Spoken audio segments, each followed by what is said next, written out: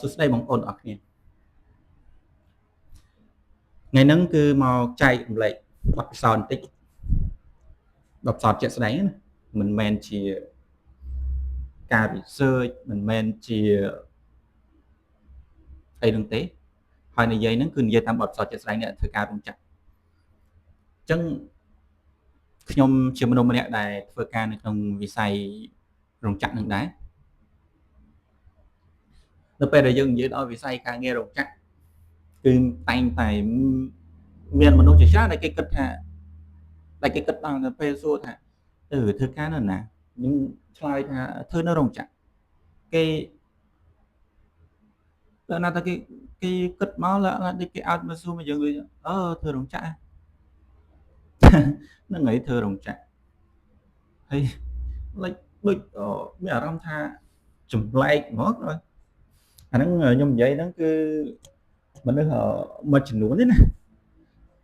ដែលពួកគាត់សួរមកយើងហើយយើងក៏ប្រាប់ទៅគាត់អញ្ចឹងនៅពេលដែលនិយាយដល់វិស័យការងារនៅក្នុងរោងចក្រជាទូទៅមនុស្សទូទៅហ្នឹងគឺពួកគាត់គិតដល់អ្វីមុនគេគិតថាឲ្យតអ្នកធ្វើការរោងចក្រគឺសម្បូរគេមនុស្សជេរធ្វើការនៅនឹងមានពាក្យដែលនិយាយជាពិសេសគឺចូលធ្វើការហ្នឹងគឺគេជេរនិយាយទៅគឺលក្ខណៈថាគេស្ដីមិនទោសគេជេរគេប្រើពាក្យប្រមាថមើលងាយនៅក្នុងវិស័យហ្នឹងអត់និយាយដល់ហ្នឹងថាវាដូចដូចជាក្បាលអញ្ចឹងណាហើយអ្វីដែលមនុស្សទូទៅតែងតែគិតគឺពួកគិតអញ្ចឹងហើយមួយទៀតគឺថាប្រាក់ខែនៅធ្វើការនៅហ្នឹងបានប៉ុន្មានហើយច្រើនអត់អីអត់ហើយសួរអ្នកខ្លះទៀតក៏គាត់មិនដឹងថាមុខងារធ្វើការនៅក្នុងរោងចក្រហ្នឹងមានអីខ្លះគាត់មិនដឹងដែរតែនិយាយមកគឺដូចដេកដឹងអញ្ចឹងតែតាមគាត់មិនចេះដឹងអានទេចង់និយាយថាធ្វើការនៅរោងចក្រតាមវត្តផ្សំរបស់ខ្ញុំហ្នឹងមិនមែន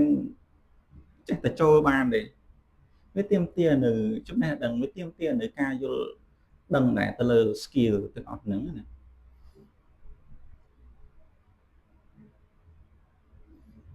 វាមិនមែនចូលបានស្រួលទេហើយក៏មិនមែនថាអ្នកដែលធ្វើការនៅក្នុងវិស័យហ្នឹងគឺសិតតែអន់មិនទេចង់និយាយថាយើងធ្វើការនៅក្នុងវិស័យណាក៏ដូចវិស័យណាដែរនៅពេលដែលយើងធ្វើការយូរទៅយើងមានបទពិសោធន៍ច្រើនយើងមាន skill យើងមានជំនាញចំណេះជំនាញទៅលើផ្នែកវិស័យហ្នឹងក៏វានឹងអាចទទួលបាននៅអត្ថប្រយោជន៍ជាច្រើនដូចយើងធ្វើការនៅក្នុងវិស័យអីផ្សេងដូចថាវិស័យការងារដូចវិស័យស្ថានភាពអញ្ចឹងនៅក្នុងពេលដែលយើងធ្វើការងារនៅក្នុងវិស័យនឹងយូរគឺយើងមានបទពិសោធន៍ច្រើនយើងអាចរកភ្ញៀវរកអីបានច្រើនឬក៏អាចរកចំណូលរកអីបានច្រើនពីវិស័យនឹងដែលយើងកំពុងតែធ្វើតែបើយើងធ្វើការនៅក្នុងខាងជាងខាងជួសជុលផ្សេងនៅពេលដែលយើង skill ទៅលើអាហ្នឹងគឺយើងអាចរកចំណូលរកអីច្រើនពីអាហ្នឹងជាពិសេសគឺយើងនិយាយថាតើតើនឹងការធ្វើការងារនៅក្នុងរោងចក្រថាតើនៅក្នុងរោងចក្រហ្នឹងមានតួនាទីអីខ្លះនៅក្នុងរោងចក្រមួយហ្នឹងគឺមានតួនាទីអីខ្លះបើនិយាយពីតួនាទីគឺមានច្រើនជាមែនតើមានច្រើនតែមែនតើគឺខ្ញុំដូចជារាប់មិនអស់ទេរាប់ចាំមិនអស់ទេដូចស្អីខ្លះហើយវាមានច្រើនណាស់វាមានទាំងជំនាញវាមានទាំងជំនាញបច្ចេកទេសវាមានទាំងជំនាញប្រើកម្លាំងវាមានទាំងជំនាញប្រើចំណេះវាមានសពបែបសពយ៉ាងនៅក្នុងហ្នឹងវាមានទាំងអស់នៅក្នុងហ្នឹង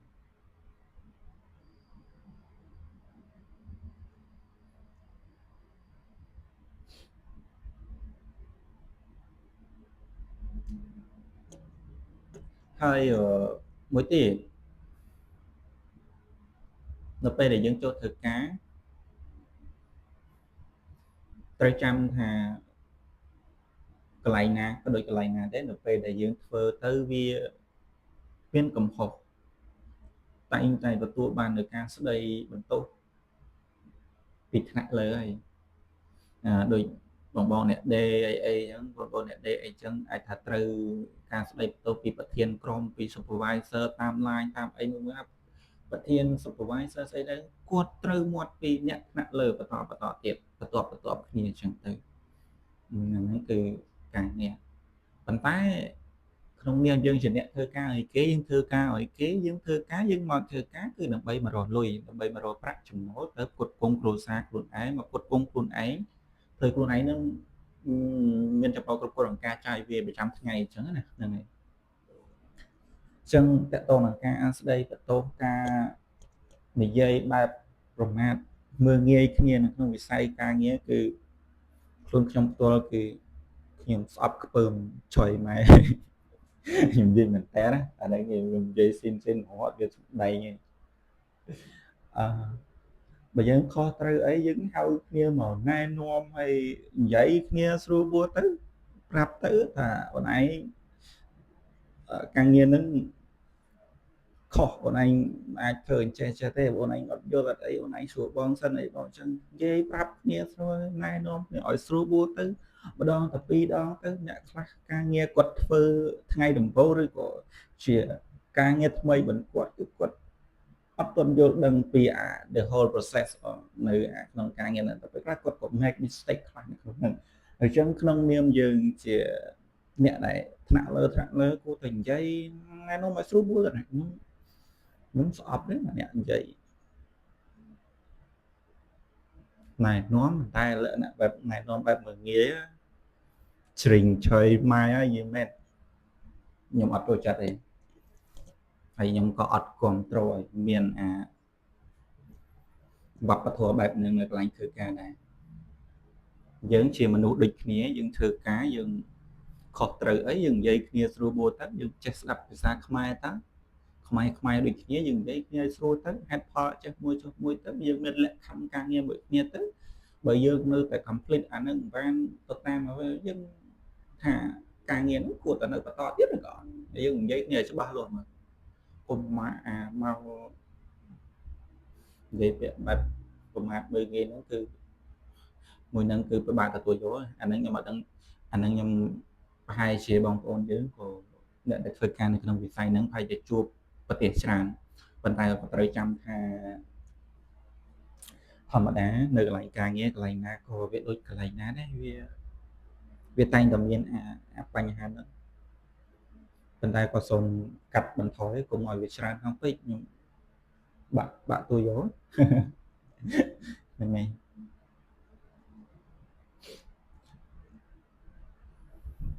សួរថានៅពេលដែលយើងចូលមកធ្វើការនៅក្នុងវិស័យរោងចក្រហ្នឹងវា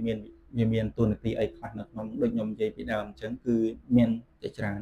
មានផ្នែក marketing ក៏មានផ្នែក marketing ផ្នែក design ផ្នែក graphic design ផ្នែក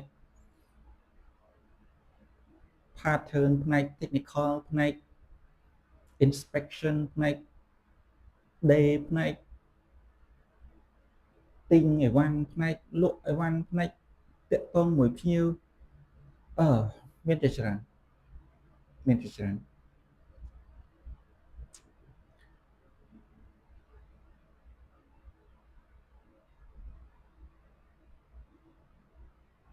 អញ្ចឹងគឺអត់មានអីទេខ្ញុំនិយាយហ្នឹងគឺនិយាយតែអ្វីដែល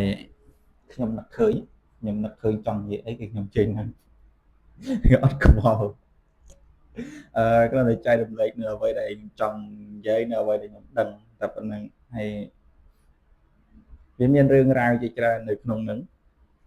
បើនិយាយទៅខ្ញុំអត់ដឹងនិយាយពីប្រឡោះណាទេតែបើសិនណាជាបងប្អូនឯស្ដាប់ទៅមានជាចម្ងល់ឬក៏ចង់ដឹងថានៅក្នុងនឹងវា detail ស្អីឬក៏លម្អិតពីចំណុចណាមួយផ្នែកណាមួយអាចសួរខ្ញុំបានខ្ញុំនឹងអាចនឹងនិយាយបន្ថែមទៀតប៉ុន្តែក៏មិនជាច្បាស់ 100% ដែរប៉ុន្តែគាត់ថាធ្លាប់ធ្វើការនៅក្នុងវិស័យហ្នឹងទៅវាដឹងតិចតួចដែរអញ្ចឹងណាវាដឹងតិចតួច ប៉ុន្តែសួរថាឲ្យ skill អត់ expert អត់ទេតែគ្រាន់តែថាដឹងខ្លះពីវិស័យមួយហ្នឹងអញ្ចឹងគឺមានតែប៉ុណ្្នឹងមកថ្ងៃហ្នឹងដោយសារថ្ងៃហ្នឹងគឺជាថ្ងៃអាទិត្យដែរអញ្ចឹងគឺមកនិយាយលេងចែកលេងបទពិសោធន៍ការងារ